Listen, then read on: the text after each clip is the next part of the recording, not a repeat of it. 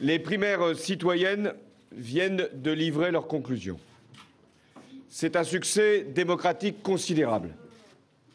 2 dimanches de suite, près de 3 millions de Françaises et de Français se sont déplacés pour désigner le candidat socialiste. Celui qui deviendra, en tout cas, c'est l'engagement que je prends, le prochain président de la République, si les Français en décident au mois de mai prochain. Je veux saluer toutes les électrices et tous les électeurs qui, librement, de métropole et d'outre-mer, ont permis cette formidable mobilisation. Je tiens à saluer tout particulièrement les militants socialistes qui ont organisé le scrutin, dire à tous les élus de gauche et même de droite qui ont facilité la bonne tenue du scrutin, la gratitude qui est la mienne pour que nous ayons là un verdict impartial et transparent. Ce que nous venons de réaliser à travers ces primaires citoyennes est bien plus qu'un exemple. C'est un processus irréversible qui s'imposera à toutes les familles politiques. Je prends acte avec fierté et avec responsabilité du vote de ce soir, qui, avec plus de 55% des suffrages, me donne la majorité large que j'avais sollicitée. Cette victoire me confère la force et la légitimité pour préparer le grand rendez-vous de la présidentielle. Ce résultat est la première étape d'un long cheminement que j'ai parcouru pendant des années. Il est le produit de la relation de confiance que j'ai nouée avec les socialistes et avec la gauche, inlassablement, pendant toute ma vie politique. Ce rapport de confiance s'est enrichi ces dernières années par le travail que j'ai mené pour préparer une démarche qui m'a paru être la plus appropriée, la plus adaptée aux enjeux que notre pays rencontre. Cette démarche, elle est fondée sur la crédibilité, sans laquelle il ne peut pas y avoir de réussite durable pour un grand pays comme le nôtre. Elle est fondée sur la justice, et notamment fiscale, sans laquelle il ne peut y avoir de cohésion nationale. Elle est fondée, enfin, sur une grande espérance, celle que je porte et que je continuerai à brandir tout au long des prochains mois, c'est-à-dire offrir à la jeunesse de France, à la génération qui vient, une vie meilleure que la nôtre.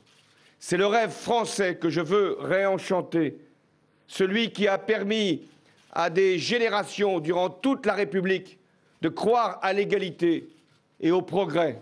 Et c'est pourquoi j'ai fait de l'école de la République la grande priorité de ce qui pourra être demain mon prochain quinquennat. Je mesure la tâche qui m'attend. Elle est lourde, elle est grave.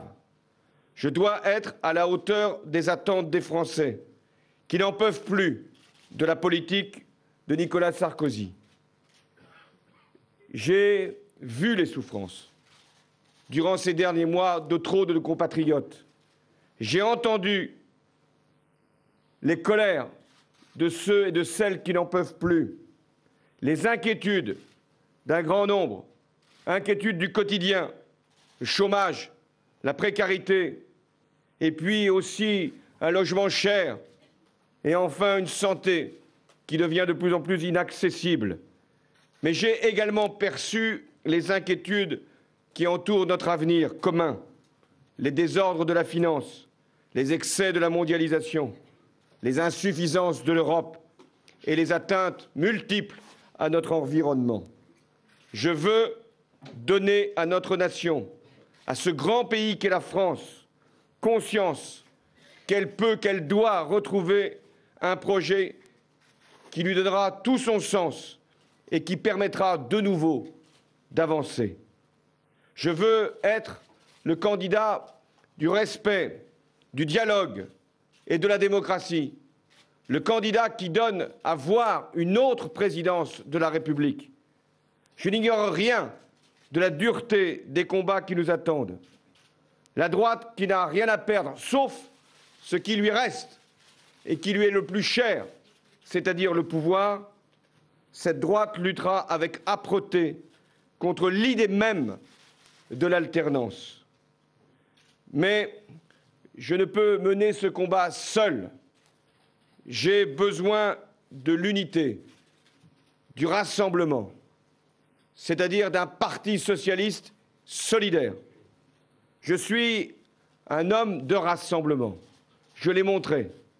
Déjà, après le premier tour, j'ai pu, et j'en suis fier, obtenir les soutiens de ceux qui avaient été candidats et qui ne pouvaient pas être présents au second tour.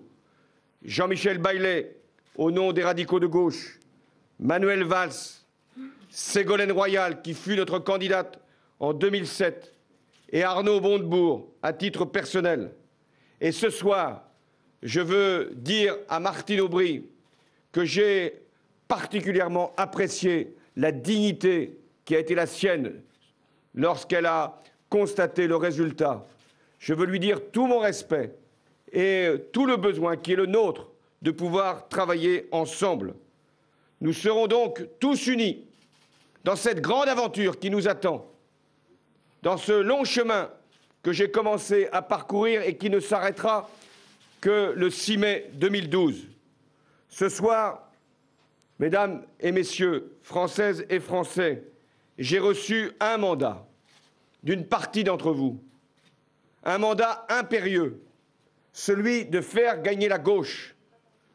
J'y consacrerai toutes mes forces, toute mon énergie, et j'ai la volonté de réussir le changement.